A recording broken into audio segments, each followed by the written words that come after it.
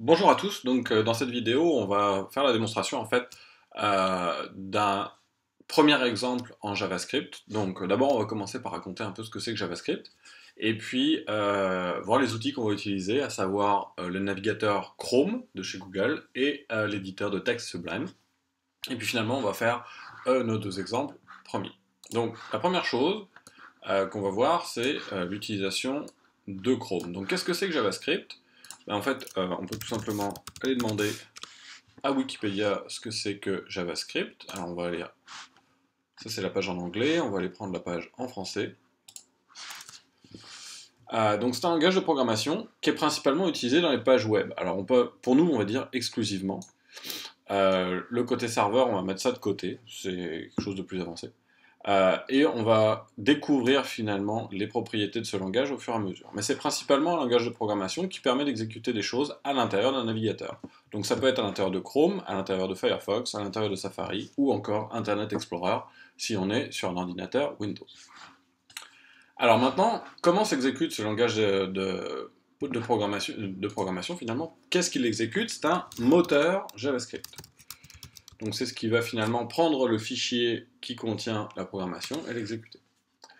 Donc on va aller regarder ce que c'est qu'un moteur JavaScript, mais surtout ce qu'on va voir, donc c'est ce qu'il exécute, c'est ce qui exécute le JavaScript qui est intégré au navigateur web.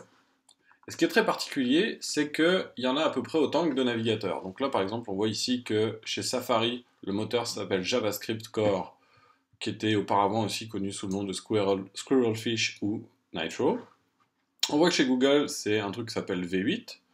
On voit que chez Microsoft, c'est quelque chose qui s'appelle Chakra, chez Mozilla, quelque chose qui s'appelle Rhino, etc., etc. Donc, et sur Opera, c'est encore un autre moteur, dépendamment de la version. Donc, le JavaScript est en fait un langage qui est à peu près uniformisé, mais qui n'a pas de moteur par défaut. Ça va dépendre des navigateurs. Donc, on verra que ce qu'on va voir dans les vidéos sera principalement utilisable partout, mais que des fois, il y a des petites différences. Alors, on va rentrer dans le vif du sujet. Première chose qu'on va voir, c'est qu'on va utiliser Chrome comme navigateur. Pourquoi? Principalement parce que si vous cliquez droit dans n'importe quelle page et que vous demandez à procéder à l'inspection de l'élément, ici, vous allez avoir un onglet ici qui va contenir un certain nombre d'éléments qui vont nous permettre de travailler sur le JavaScript. Donc ça va nous intéresser beaucoup. Et puis aussi parce que tout simplement Chrome est un navigateur qui est très répandu. Donc on va juste aller fermer ici, on va simplement aller cliquer sur la croix ici pour le fermer pour l'instant, et aller voir ce que c'est que Sublime. Alors qu'est-ce que c'est que Sublime? C'est tout simplement un éditeur de texte. Donc c'est quelque chose qui va nous permettre de créer des fichiers qui vont s'appeler quelque chose.quelque chose, qui vont contenir du texte et de changer ce texte. Ce qui se passe, c'est qu'en fait un fichier JavaScript c'est tout simplement du texte. Donc on va aller regarder comment faire ça. Alors pourquoi Sublime? Il est relativement utilisé, et surtout son intérêt c'est qu'il est disponible sur les principales plateformes, à savoir macOS, Linux et Windows. Voilà. Donc comment faire pour l'installer? Ici on est sur macOS X par exemple, on clique tout simplement sur Download, et ça va nous donner une nouvelle application qu'on va pouvoir ouvrir.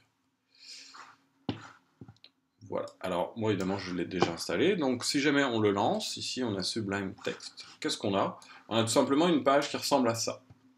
Alors ce qu'on va faire là-dedans, c'est commencer par créer un fichier. Donc là finalement on a un fichier, et on va commencer par écrire du HTML. Pourquoi? Parce que du JavaScript ne peut pas fonctionner sans HTML. Voilà. Et on va l'enregistrer dans le répertoire dans lequel on travaille. Donc moi ici c'est un tuto vidéo JavaScript base. Je vais l'appeler index, on va l'appeler 1.html. Voilà. Donc je viens de créer un fichier HTML. Ici on le voit apparaître dans mon répertoire, et je vais tout simplement l'ouvrir avec Chrome en le glissant, déposant sur Chrome. Et ce qu'on voit ici, c'est qu'il a ouvert mon fichier. Alors pour l'instant, il n'y a rien dans mon fichier. Si jamais je veux y taper un petit peu de texte, ici, alors normalement pour faire du HTML propre, il faudrait que je mette une balise head et une balise body. Ici, c'est simplement un exemple, donc on va écrire PIPL, revenir ici, recharger, et on voit PIPL apparaître. Alors maintenant, comment on va faire pour exécuter du JavaScript dans une page? Il y a deux manières de faire. La première manière de faire, c'est d'avoir le script dans la page directement. Donc à l'intérieur de notre page HTML, on va ouvrir une balise script, écrire notre bout de JavaScript et ensuite fermer notre balise script. La deuxième manière, c'est d'avoir un script séparé. Donc en fait, d'écrire notre bout de script dans un fichier qu'on va appeler quelque chose.js, JS pour JavaScript, et ensuite l'insérer dans nos fichiers en utilisant la balise script et le nom du fichier. Donc les deux manières sont strictement équivalentes. Quels sont l'intérêt de l'une par rapport à l'autre? En fait, cette solution-là a l'intérêt d'avoir un seul fichier. Par contre, cette solution-là a l'intérêt que, par exemple, si ce script-là doit être réutilisé à la fois dans 1.html et 2.html, on n'est pas obligé de recopier le code, on a simplement à faire un lien vers un fichier commun. Je ferai une modification ici pour dire, par exemple, que c'est plus AlertBloop, mais Pipo. Et cette répercussion-là se fera dans mes deux fichiers. L'autre élément qui est intéressant, c'est que les gens qui construisent la page web visuellement avec du HTML et les gens qui écrivent les éléments de programmation pour manipuler la page HTML travaillent sur deux fichiers différents. Donc on n'est pas tous tout le temps dans le même fichier, ce qui peut aussi être intéressant. C'est cette méthode-là qu'on va privilégier la plupart du temps, à savoir un fichier de script séparé. Pour les besoins d'aujourd'hui, on va quand même regarder ce qui se passe si jamais on le fait des deux manières. Donc on va aller ajouter une balise de script, et ici une balise fermante pour notre script, et à l'intérieur, on va tout simplement faire un alert. Alors qu'est-ce que c'est qu'alert? C'est notre première commande JavaScript qui va permettre d'afficher un message à l'écran. Donc on vient de sauver notre page, c'est bien important, on sauvegarde à chaque fois notre fichier HTML. On regarde ici, le fichier vient juste d'être modifié à 13h52, il est 13h52. Je reviens ici, et je recharge ma page. Et qu'est-ce qu'a fait mon truc JavaScript? En fait, il m'a demandé de faire une alerte. Donc une alerte, c'est une petite fenêtre qui va apparaître avec un OK, avec le message que je lui ai passé qui est Pipo. Alors maintenant, pourquoi Chrome est intéressant? 1, parce qu'il permet d'exécuter le JavaScript, et 2, parce qu'on va pouvoir aller regarder le code source. Donc si on regarde ici, on voit que il a inféré une balise de tête et une balise body. Donc en fait, il a un peu interprété mon code. Et on voit ici mon alert Pipo. Et au niveau de la console, on n'a rien qui s'est affiché, sachant que s'il y a eu un problème, il y aurait eu un problème dans la console. Donc la console nous dit finalement quand il y a un problème. Alors on va essayer de créer un problème, juste pour voir à quoi ça peut bien ressembler. Imaginons que j'écrive ceci, et qu'ensuite j'écrive pipi. Donc j'ai écrit pipi. Pipi n'est pas une commande valide en... Alors, je vais juste faire un saut à la ligne. Pipi n'est pas une commande valide en JavaScript. Donc si je recharge ma page ici, il m'affiche Pipo, et il me dit « Ouh là là, j'ai eu un problème ». Alors évidemment, il parle en anglais, et il me dit « Pipi is not defined », donc il n'a aucune idée de ce que c'est. Donc ça nous montre le premier élément ici, c'est qu'à l'exécution, la console va nous donner les éventuels messages d'erreur dans notre code. Donc ça, c'était notre première solution avec du code à l'intérieur du fichier. Ce qu'on va faire ici, c'est qu'on va créer un nouveau fichier qu'on va appeler 2.html. On va aller le sauvegarder tout de suite. Donc on va l'appeler 2.html, qui va nous permettre de montrer comment faire en fait pour avoir un code JavaScript dans un fichier séparé. Donc cette fois-ci, encore une fois, une balise HTML. Je vais mettre un petit peu de texte. Je vais essayer de passer par là. Et une balise script, mais cette fois-ci, on va voir qu'elle va être un tout petit peu différente. Alors en fait, j'ai rien mis dedans. Et ce que je vais lui indiquer, c'est où est le fichier source. Alors le fichier source, c'est simplement le fichier texte JavaScript, que je vais appeler 2.js. Donc voilà, donc là ce que je dis, c'est tout le script va se retrouver dans un fichier 2.js qu'il va falloir que tu ailles chercher, toi le navigateur. Donc on va aller ouvrir notre fichier 2 dans Chrome. Alors là, on voit ici qu'il y a un petit problème avec les accents.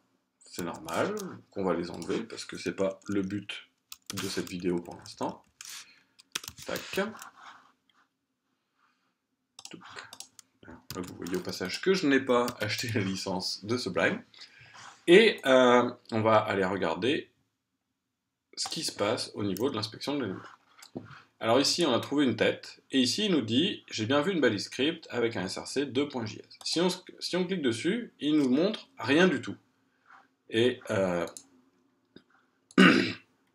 pourquoi rien du tout? Tout simplement parce qu'il n'a pas trouvé le fichier.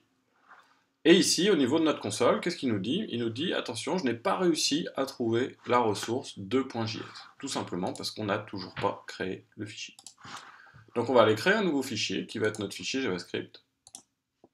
Alors je vais juste fermer un point, tac, qu'on va enregistrer sous 2.js, puisque c'est le fichier JavaScript qui vient avec notre 2.html. Et ici, ce qu'on va faire, c'est qu'on va faire notre alerte. Coucou, page 2.html. Donc voilà, maintenant on recharge notre page et on voit notre alerte qui a été faite. Alors, ce qui change un petit peu ici, c'est quoi? Première chose, dans la console, on n'a pas eu de message d'erreur nous disant qu'il n'avait pas trouvé de fichier. Et au niveau de l'onglet Elements, ici, qui nous permet de naviguer dans notre HTML, si vous cliquez sur le fichier, il va vous montrer le code du fichier que vous êtes en train de modifier. Alors, ça nous permet de résoudre les erreurs courantes qui sont, par exemple, le fait qu'on pense avoir relié à un fichier JavaScript alors qu'on ne l'a pas fait. Deuxième chose où on pourrait éventuellement avoir une erreur, imaginons ici que j'écrive une deuxième alerte, donc qui va se déclencher après ma première. Coucou, numéro 2. Donc voilà, j'ai modifié mon fichier.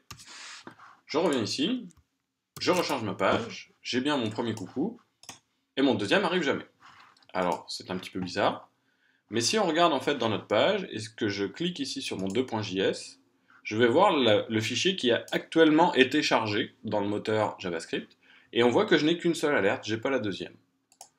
Ce qui s'est passé tout simplement, c'est que j'ai pas sauvegardé mon fichier. À partir du moment où je sauvegarde mon fichier, je vais avoir ma première alerte, puis ma deuxième alerte.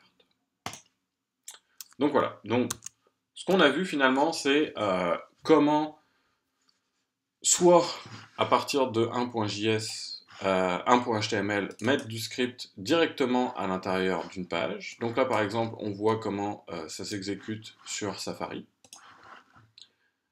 Ensuite, on a vu comment faire la même chose, mais avec deux fichiers séparés au niveau de 2.html qui ne contient que du HTML et 2.js qui contient le fichier JavaScript, donc le code JavaScript, et comment débugger à l'intérieur de Chrome pour savoir si le fichier JavaScript qu'on a lié, s'il n'est pas directement dans le code source, est bien celui qu'on pense.